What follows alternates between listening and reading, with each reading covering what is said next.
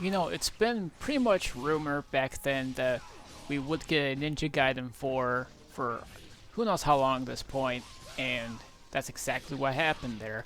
It's set to come out this fall in 2025 from Platinum Games, but this isn't the game we'll be talking about today. We'll be talking about Ninja Gaiden 2 Black, which just got a stealth release, and it's basically a remaster version of the original game using a complete different game engine. The original game came out in 2008 as an Xbox 360 exclusive from Team Ninja. The following year, we were given a PS3 version, which has better graphics, some toned down, easy gameplay for some reason, additional bosses, including some additional chapters in that one. That version would get a PS Vita release in 2013 containing the DLC costume set. And that version will get an HD, 4K remaster version on Switch, PS4, Xbox One, and the first time ever on Windows. Fast forward to 2025, we are yet given another remaster version, but this time it's a graphics remaster. But there is some major differences I should mention about this $50 remaster version. Yes, $50. You heard me correct.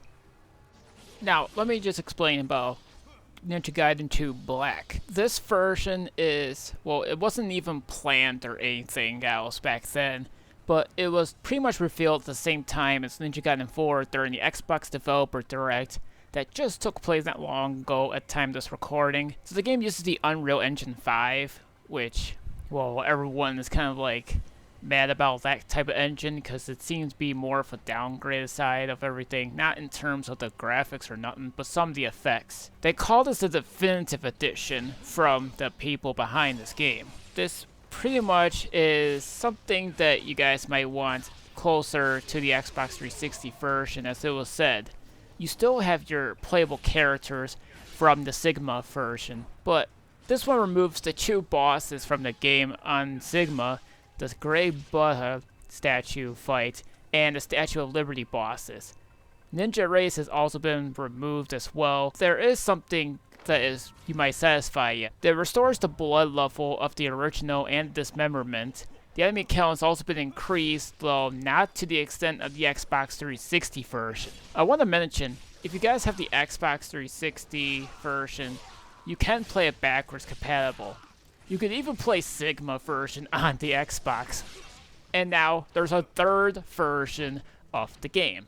So take it as you will. This is more of a remaster of the original, but implements the content from Sigma. You do have 5 different difficulties in this one.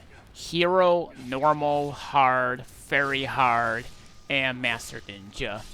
There's also a mode in the game called Ninja Tag, which is a mission-based game that you and another AI component player can. It's more like the challenge in terms of the first game, but this one gives you a nice option of what costumes and what weapon you want to use at any given point. But they all depend on difficulty. But if you complete 10 of these missions, you get an additional costume set, that being the Fiend costume. There's another costume in the game, but you're gonna have to basically beat the game at Master difficulty if you want to get that additional costume. But if you beat the game at any difficulty, you get the retro arcade NES outfit from those ones. I say arcade and NES because that's where the costume took place. The game's plot takes place 1 year after the events of Ninja Gaiden Black, or Sigma if you really wanted to. I mean, it's considerably the same game, but there are some major differences, which I'll probably get to at some point. But let me explain this. A CIA agent has entered a place and was getting kidnapped by the Black Spider clan that also ended up attacking the village of Hayabusa. So, it's up to you to defeat this great threat. You got your same weapons as the original games, but there's also some brand new ones, such as the Big Giant Scythe. It's pretty useful if you think about it, because there's sometimes there can be too many enemies for you to get in front of you, and you can really deal some good amount of damage with this thing if you pretty much upgrade to its full capacity. This one's even considerably more bloodier and violent than the original game itself. And I say this in terms of the first game to be more specific here. Now, let me just say something about this version here.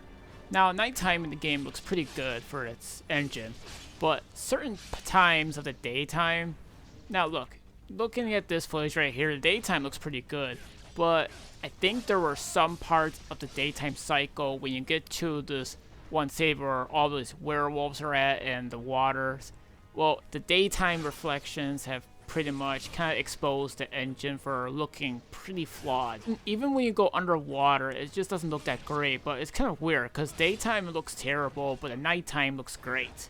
I think some of the character models have also been reworked, and no, the game is not censored if asking, because I know there's going to be some of those people that are going to be so optimistic about the censorship. Now, unlike the original games, this one has the option if you want motion blur and some other field depth options. Like, I don't even care. You guys can play around with your settings if you want to. And the game itself has customized controls, so you can pretty much change your controller binds at any given time. Now, here's another thing too. I think this game also plays at 120 frames, but I haven't tested that part because I don't have a TV that's 120 frames. But I say this because there's two FPS settings.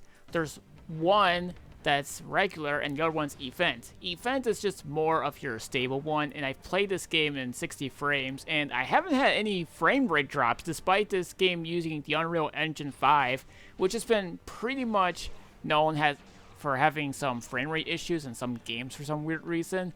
And it's actually funny because this game is 85 gigs, and you're going to need that to play this game if you are willing to get a PS5 or Xbox Series version or on PC. People have been blaming the game's engine for this. I don't think it's the engine because there has been a couple of games that uses the engine, like the Squirrel with a Gun, which I talked about, and is one of the smallest space storages games out there. It's like 5 or 6 gigs. So I really don't think it's the engine. I just think it's more of the effects and some of the texture qualities that people have been pushing the game's engine to the pretty limit or whatever. But like I said, you could call this a remake, but at the same time, the gameplay has not changed whatsoever, despite some of the stuff that they've tried to make this game a little bit more difficult. But at the same time, they have included some content from Sigma. But like I said, they removed the 2 bosses of the game, which I seen some criticism about that, but you know, whatever it is. I also find this to be quite weird because apparently Team Ninja couldn't get the original codes of Ninja Gaiden Black and Ninja Gaiden 2 for some reason being, despite the fact that they're both on the stores of the Xbox system, which is kind of weird if you ask me, but I have no idea. But you could always just say this is more of the improved version in terms of the looks and the feel. But like I said, if you already have the 4K version on PS4, Xbox One, Switch, or PC, I mean, I don't think you need to buy this, but at the same time, if you really want to play this in a much different experience, then by all means, go ahead and get this game. And I have remember playing the Vita version back then. Even though it looks great on the Vita, the problem is that the game had terrible frame rate from some parts of the game. But despite that, I managed to beat it on the Vita somehow. Yeah, that was the first time I played the second game, but that was on the Vita. I mean, I was pretty new to the Vita at the time, so I don't know, I had to get something to play. I don't think it matters which version you play of this game. I think it's the most important thing is that you might actually have fun playing these games. Whether or not if you're playing the original version, Sigma, which is more of the graphics improvement version, but also contain new content, and this one as well. But yeah, this is like another graphics enhancement version, but it also contains some of the Sigma content. But like I said, it's more of a mix between the original and the Sigma, because this one is brought back its violence that was absent in the Sigma version, for whatever reason being. But you do have the option if you want blood or not, but you can always look into this stuff. But yeah, all I can say is that you're going to have a huge fun time playing this game, master some skills, techniques, and whatever. The game even teaches you some of the stuff, but unlike the first game, your items when it comes to health and whatever are pretty limited. So you're going to have to use them really wisely if you really are thinking about using health items. But also look out for some crystal skulls, because if you find them, like a certain number of them, they'll give you a good amount of discounts, like 10%, 30% off of items. Not upgrading weapons. The only thing about these crystal skulls things are like, they only give you a discount if you really are going to be looking for items like the health ones and some of your nimpo gauges that you use. There's only about 4 of them as far as I can tell. And there's like there's 2 flame ones. There's like this wind blade one and this dark one. But anyways, for the second game, but this only contains the one I'll be saying in terms of Sigma and the black version. You'll be able to play as some of the familiar characters that you've seen from the past games, including the one from Dragon Sword that came out as a DS exclusive. Each of them have like their own weapon sets, and they're all fully upgraded, so you really don't have to do any more work. So anyways, for this game, you'll still be fighting your familiar bosses, but the twin armadillos are pretty much absent in favor of the one from Sigma, which that boss to me makes more sense if you think about it, because why would you fight the same 2 things again when you already did it earlier? Yeah, that boss was only on the original version. Not sure if it makes it harder or what. But as I'll just say, it's more like another remaster of graphics, but with some, I don't know if I want to say if it's life to quality updates, which I do think it sounds like it on paper, but I'm pretty sure if you compare both of them, you'll probably see for yourself. But like I said, it doesn't matter if you want to play whichever version. I think the more important thing is that you're going to have fun with it.